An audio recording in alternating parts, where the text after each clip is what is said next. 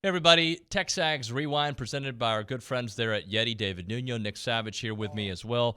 Nick, one of the things that we are concentrating on is growing the YouTube numbers. We've done a really good job over the last few days, and those watching, hopefully they are immediately, even if they're not an A&M fan, but they like to check in from time to time, I'm asking them to like, comment, but really the most important thing is subscribe. We're trying to get to that 10,000 number here by the end of the week. Yeah, I think that's a fair goal. And I mean, even if you're not an A&M fan, it's not like we don't post college football related content. Tom Hart is on the YouTube page right now. I mean, go check him out. He talked about Georgia, talked about SEC football, all that good stuff. So, I mean, you can get a little bit more. Yeah, we had that. We had Olin Buchanan, who, by the way, told us, I think he said it, and Nick, tell me if I'm wrong, if we get to 10,000 subscribers, he'll do one-handed shirtless push-ups on the studio table. I think that's worth the price of admission. I agree. I mean, like he said, I don't know if I exactly want to see that, but I kind of do. It's like a car wreck. You can't, you don't want to see it, but you can't really look away. You can't look away. Fernando Palomo was in town from ESPN. He was on the show a couple weeks ago, just walking around the offices. We're like, come on in. Come hang out with us. I can't speak English, but he can certainly do that, and Spanish as well. We had him on here in 23 and 23. Number 5, Damani Richardson. That and more. It's TexAgs Rewind. So, again, this question is more like, would you be shocked at the end of the year if so-and-so team won 10 or so-and-so team won 7? And Tennessee, I think, is one of those that fits it. I think they're closer to the 9-ish than the 7, but absolutely. Since we are on TexAgs Radio, I got to ask you, does A&M fit that criteria? Absolutely.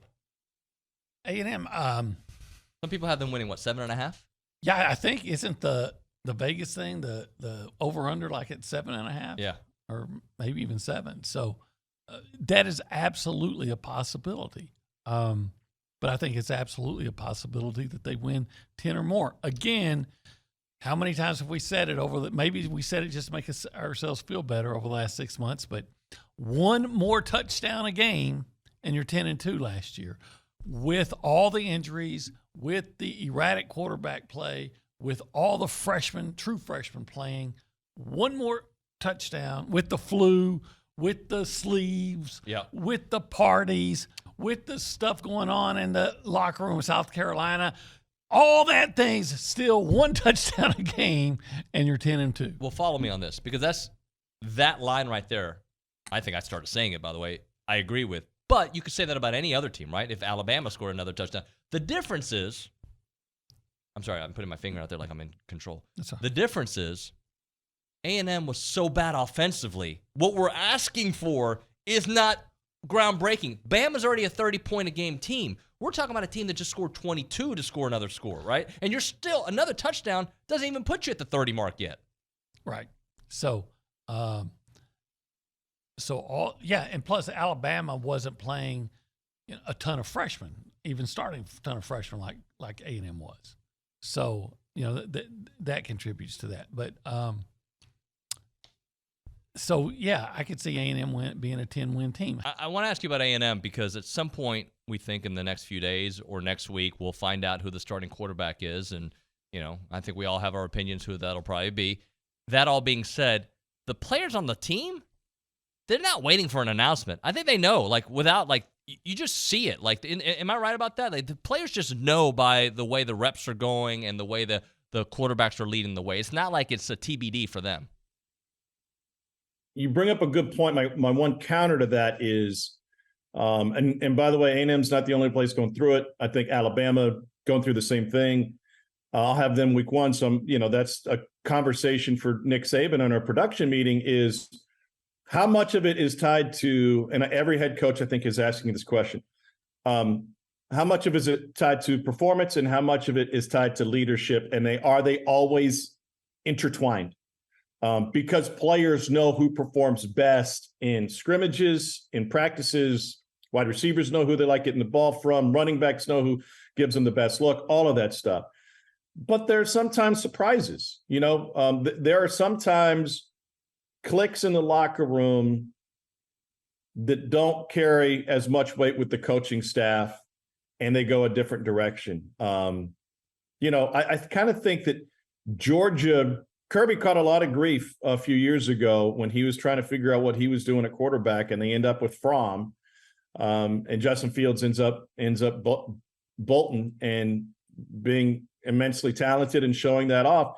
there's no doubt in my mind that there are guys in that Georgia locker room who thought that Jake Fromm shouldn't have been the starter, and that liked playing with the other guy better. But sometimes coaches make a decision that goes against the locker room. It doesn't happen very often, and it probably doesn't happen against a majority of the locker room.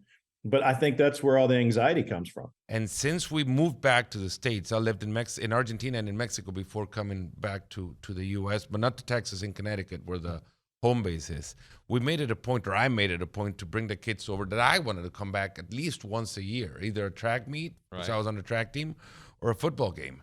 And in that regard, I guess the household in the fall kind of revolves around Aggie football. My schedule, of course, I can't control it because it's controlled by the games I called, but they're mostly in Europe, so the games are being played either noon or early afternoon. And if we have a 3 o'clock Eastern kickoff, and then my game is at 3 o'clock, I gotta be true to everyone. I'm have an eye on one monitor with the A&M game on.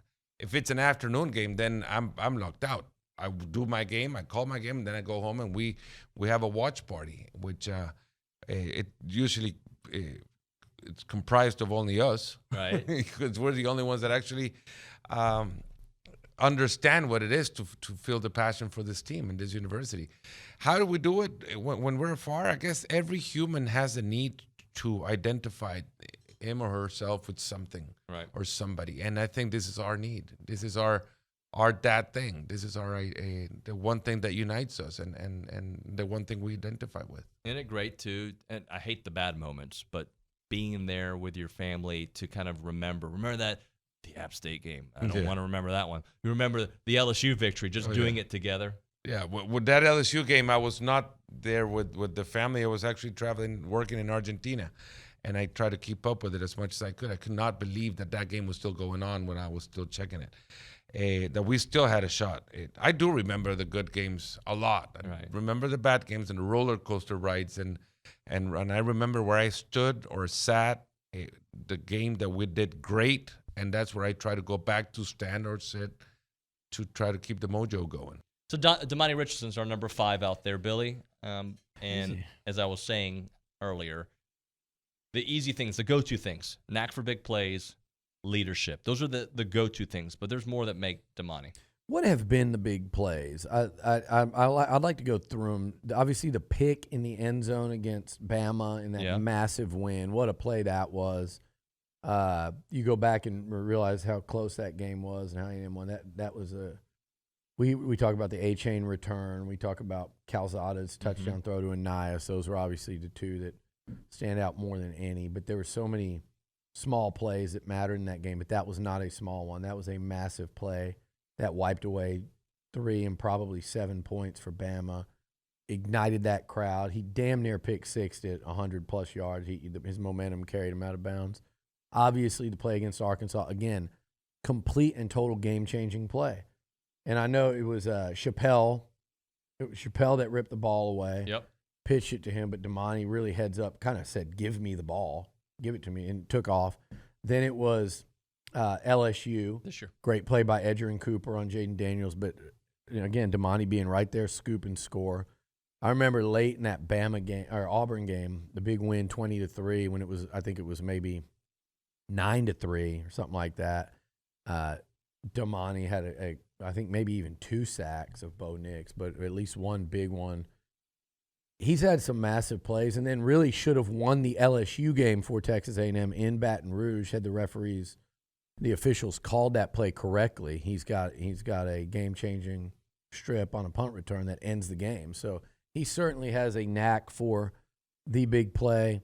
I think as much as anything, the fact that Damani came back, he's going to start for a 5th year. Nick, we already told him to like, comment, subscribe. So really, the lasting note should be to like, comment, and subscribe. Yeah, do it again. Make a second account, do it again, and then share with your friends. Make a second account for all your friends. And then that probably should do it, I think. And Billy Liucci looking like not Bill and Ted. What's it? Wayne's World. The way he's dressed today, the Metallica shirt in the background. It looks good. It's a good look. Oh, you're part of the community. I forgot. Part of the community. Yeah, that's right, David. We'll see you next time.